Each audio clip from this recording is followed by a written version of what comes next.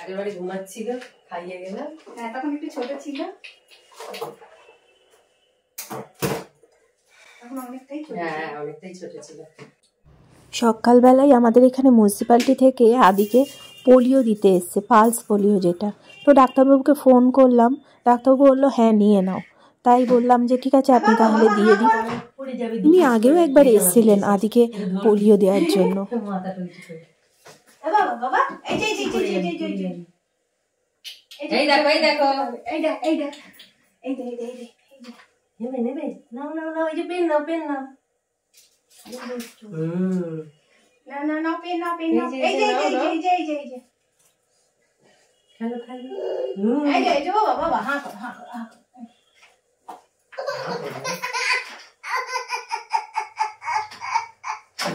হয়ে গেছে, হয়ে গেছে, হয়ে গেছে। এই তো ওই তো পেন, এই যে লেখো লেখো লেখো, দেখো এই হাতটা দেখে দেখো দিয়ে দেবো, দেখো তোমাকে, এই দেখো, এই দেখো, এই দেখো রং হয়ে গেল, এই দেখো। খুব ভয় পাচ্ছে। ছেড়ে দাও আমাকে।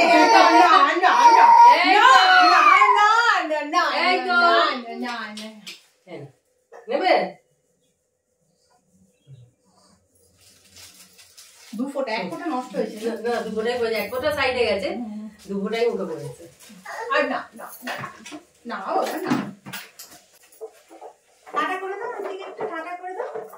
আন্টি তোমার এত কষ্ট করে উপরে এসে পোলিও দিয়ে গেল, তুমি একটু টাটা করে দাও। টাটা পারো, দাওয়া করবো, আমি লিখবো, দাও। আমি লিখে দিই তোমার হাতে। এই দেখো, এই দেখো, এই দেখো কি সুন্দর লিখে দিয়েছি। এই যে হুশ করে দিয়ে, যা যা যা নে নে, কই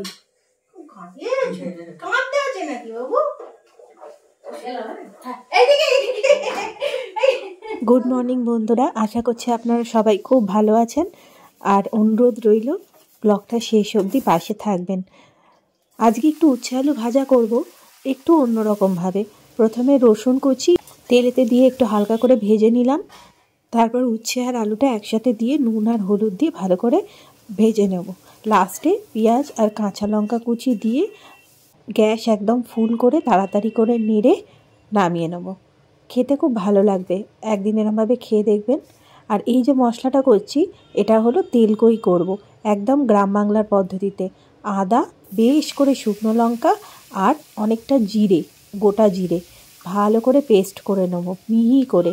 কই মাছগুলো ভালো করে প্রথমে ভেজে নেব, নিয়ে কড়াতে শুকনো লঙ্কা আর কালো জিরে ফোড়ন দিয়ে ওই যে মশলাটা বানালাম ওই মশলাটা দিয়ে খুব ভালো করে কষবো। ওদের হলুদ গুঁড়ো আর নুন দিয়ে আর কালারের জন্য কাশ্মীরি লঙ্কা গুঁড়ো দিয়ে চাপা দিয়ে ভালো করে কষবো।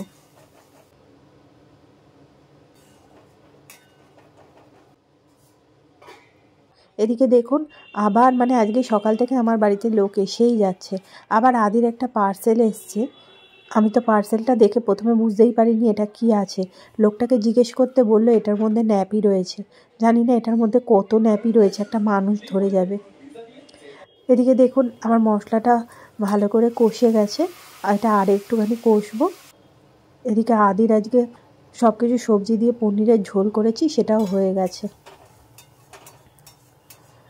এই দেখুন মশলাটা খুব ভালো করে কষে গেছে। এইবার এর মধ্যে জল দিয়ে দেবো, জলটা ভালো করে ফুটলে মাছ দিয়ে নামিয়ে নেব।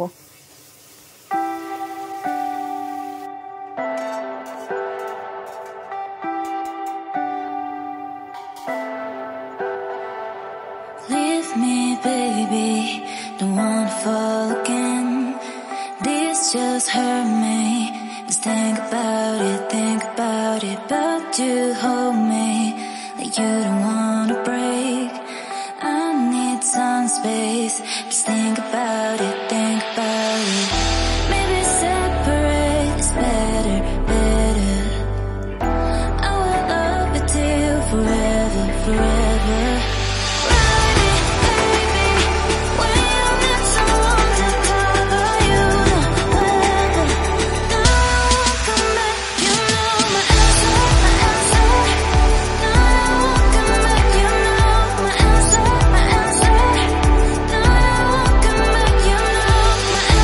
এই যে কচ্ছপটা দেখছেন, এটা এক পাথরের কচ্ছপ। বাবা মধ্যপ্রদেশ ঘুরতে গেছিলো, মানে বাবা মা ঘুরতে গেছিলো, সেখান থেকে এনে দিয়েছে আমাকে। বাবা বললো এটা ঠাকুর ঘরে রেখে দিবি, তাই ঠাকুরের সামনেই রেখে দিয়েছি। আরও অনেকগুলো জিনিস এনে দিয়েছে, চলুন সেগুলো আপনাদেরকে দেখ।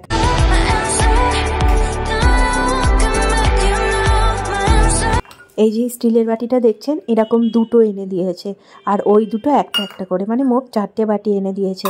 ওখানে নাকি খুব স্টিলের ভালো জিনিস পাওয়া যায়, আর আমার ঘরে যেহেতু বেশিরভাগ কাঁচের বাসন, তো আমার না তাড়াহুড়োতে আদিকে খাওয়াতে খুব অসুবিধা হয়, তাই জন্য ওই স্টিলের বাটিগুলো এনে দিয়েছে। আর এই দেখুন, এই সোয়েটারটা আদিকে এনে দিয়েছে, এই যে এই সোয়েটারটা এনে দিয়েছে আদিকে। আদির এখন একটু গায়ে বড় হয়, কিন্তু মাকে না আমি একটু বলি বড় বড়ই আনতে, যাতে একটু বেশি বয়স অবধি পড়তে পারে, কারণ এগুলো তো বছরে একবার করে পড়বে। এবছরের মতো আনলে সামনের বছরে হয়তো ওর গায়ে আর হবে না। আর এই হলুদ যেটা দেখলেন, ওটাও এনে দিয়েছে, ওই দুটো এনে দিয়েছে, আর একটা টুপি এনে দিয়েছে, দাঁড়ান দেখাচ্ছি। এই যে এই টুপিটা এনে দিয়েছে। এই 3টে জিনিস আদিকে এনে দিয়েছে মা। আগে মা কোথাও ঘুরতে গেলে জানেন তো আমারই বাজার হতো, আর এখন মা কোথাও ঘুরতে গেলে আদির বাজার হয়। এই যে এই লাল রঙের জ্যাকেটটা দেখছেন না, লাল না অ্যাকচুয়ালি ব্লু কালারের জ্যাকেটটা, এটাও আদিকে জানেন তো মা দার্জিলিং ঘুরতে গেছিলো এই আগের বছর, আদিকে এনে দিয়েছে। এটা একটু মানে আদির গায়ে এখনও একটু বড় হয়, কিন্তু বেশি দিন না পরতে পারবে না। এত সুন্দর জ্যাকেটটা আমার খুব গায়ে লাগে যে বেশি দিন পরতে পারবে না। আজকে আমার গলাটা শুনে আপনারা মনে হয় বুঝতেই পারছেন, আমার মারাত্মক ঠান্ডা লেগেছে, মানে মারাত্মক গায়ে জ্বর এসে গেছে, এরকম ঠান্ডা লেগেছে। যাই হোক, চলুন দেখুন আদির কি এসছে এই প্যাকেটটার মধ্যে। এই দেখুন কত ন্যাপি, বাপ রে বাপ, আমার তো দেখে মাথা খারাপ হয়ে যাচ্ছে। আমি ওর বাবাকে বলছি, তুমি কি 1 বছরের ন্যাপি একসাথে এনে ফেলেছো? কোথায় রাখবো এত ন্যাপি?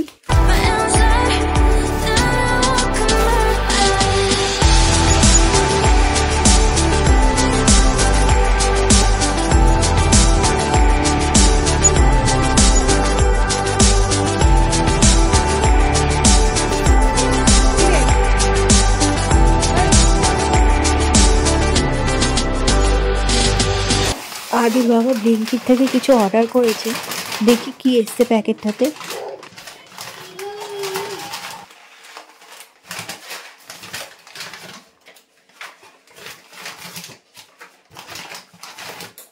বাবা এই তো শুধু তেলই আছে।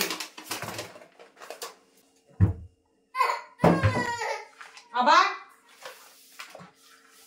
ছিচকা ধরে কান্না কেন কাঁদছিস রে? আন্টা বম মামা, আন্টা বম মামা।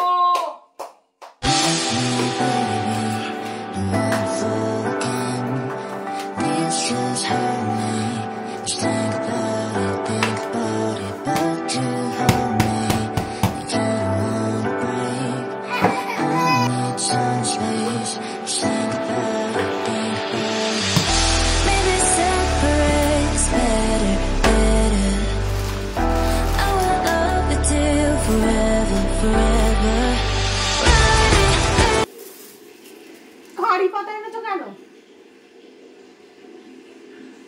কারি পাতা ওর বাবা দেখছি বাজার থেকে কারি পাতা এনেছে ডাল খাবে বলে। আমি না কারি পাতা আনলে এরমভাবে ধুয়ে আর এরম জল ঝরিয়ে শুকিয়ে নিয়ে তারপর পাতাগুলো ছিঁড়ে একটা কৌটোর মধ্যে স্টোর করে রেখে দিই। আজকে রাত্রির বেলা তড়কা হবে, তো আপনাদের সাথে সেই তড়কার রেসিপিটা শেয়ার করব।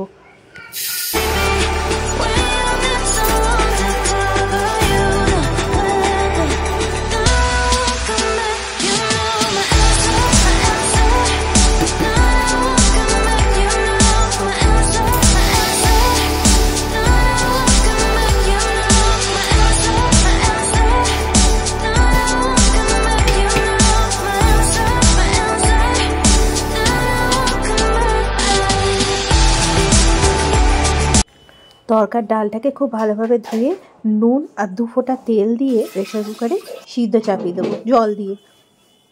আর আজকে হবে ময়দার রুটি, ওই জন্য ময়দাটাকে না মেখে আগে থেকে চাপা দিয়ে রেখে দেবো। তরকাটা করতে করতে যতক্ষণ মেখে রাখা যায় আর কি, ময়দাটার মধ্যে একটুখানি খাবার সোডা আর নুন দিয়ে মেখে রাখবো। তরকার জন্য একটা মশলা বানাবো, মশলাটার মধ্যে রয়েছে আদা, রসুন, একটা টমেটো, গোটা গরম মশলা, এলাচ, দালচিনি, লবঙ্গ, ধনে গুঁড়ো, জিরে গুঁড়ো, গোলমরিচ গুঁড়ো, আমি সামান্য গরম মশলা গুঁড়োও দিয়েছি। আচ্ছা, সামান্য কসুরি মেথি, কাশ্মীরি লঙ্কার গুঁড়ো আর হলুদ গুঁড়ো আর কাঁচা লঙ্কা।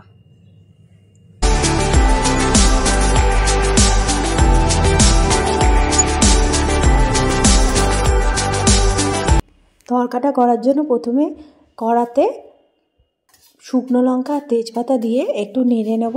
তারপর জিরে, গোটা জিরে দিয়ে শুকনো খোলায় সবগুলো একটু ভালো করে নেড়ে নেব। যখন একটু গন্ধ বেরোবে তখন পেঁয়াজগুলো দিয়ে দেবো। পেঁয়াজগুলো যখন এরকম মানে কালারটা একটু ট্রান্সপারেন্ট হবে এরকম, তখন তেলটা দেব। এরপরে পেঁয়াজটাকে আর বেশি ভাজার দরকার নেই, হালকা নাড়াচাড়া করেই সঙ্গে সঙ্গে যে মশলাটা আমি বানিয়ে রাখলাম সেই মশলাটা দিয়ে দেবো। সব কিছুই দেওয়া রয়েছে, নুন দিয়ে মশলাটাকে কিন্তু খুব ভালো করে কষাতে হবে ধিমা আছে। আমি মশলাটাকে একবার সামান্য জল দিয়ে আবার একটু ভালো করে কষিয়ে নিয়েছি। যখন মশলাটা একদম ভালো করে কষে যাবে, তেল ছেড়ে দেবে, তখন আমি এখানে 4টে ডিম দিয়েছি। ডিমটা আপনারা যে যার মতন পছন্দ অনুযায়ী দেবেন। 4টে ডিম দিয়ে এবারে খুব ভালো করে ডিমটাকে আমি মশলার সাথে মিশিয়ে ভেজে নেব। ডিমটা দেওয়ার সাথে সাথে খুব তাড়াতাড়ি খুন্তিটাকে চালাবেন, দেখবেন ডিমটা খুব তাড়াতাড়ি কড়ার থেকে ছেড়ে যাচ্ছে আর খুব ভালোভাবেই ভাজা হয়ে যাচ্ছে, একদম ঝুরঝুরে হয়ে। যখন ডিমটা ভাজা হয়ে যাবে তখন আরেকটা টমেটো আমি কুচি করে রেখেছিলাম, সেই টমেটোটা দিয়ে দেবো। এই টমেটোটাকে বেশিক্ষণ আমি গলাবো না, মানে টমেটোটা একটু চেয়ে চেয়েই থাকবে। সেই সময় আমি তরকার ডালটা যেটা সিদ্ধ করে রেখেছিলাম সেইটা দিয়ে দেবো। এইবার ব্যাস, তরকার ঘনত্বটা নিজেদের আন্দাজ মতন, এর মধ্যে একটু চিনি দিয়ে একটু কসুরি মেথি, আমি তখন অল্প কসুরি মেথি দিয়েছিলাম মশলায়, কসুরি মেথি হাত দিয়ে গুঁড়ো করে দিয়ে দেবো। আর লাস্টে নামানোর আগে একটু ধনেপাতা দিয়ে দেবো। আর তরকার ডালের যে ঘনত্বটা সেটা আপনারা নিজেদের মর্জি মতন রাখবেন। কেউ একটু পাতলা খেতে পছন্দ করে, কেউ একটু গাঢ়।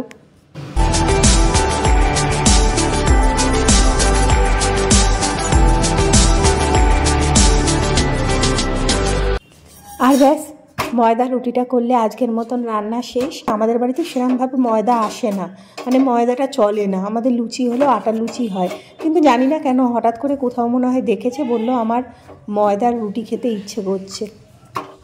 তরকা তো সবাই খেয়েছেন, এরমভাবে একদিন তরকা বানিয়ে খাবেন, দেখবেন খুব ভালো লাগবে।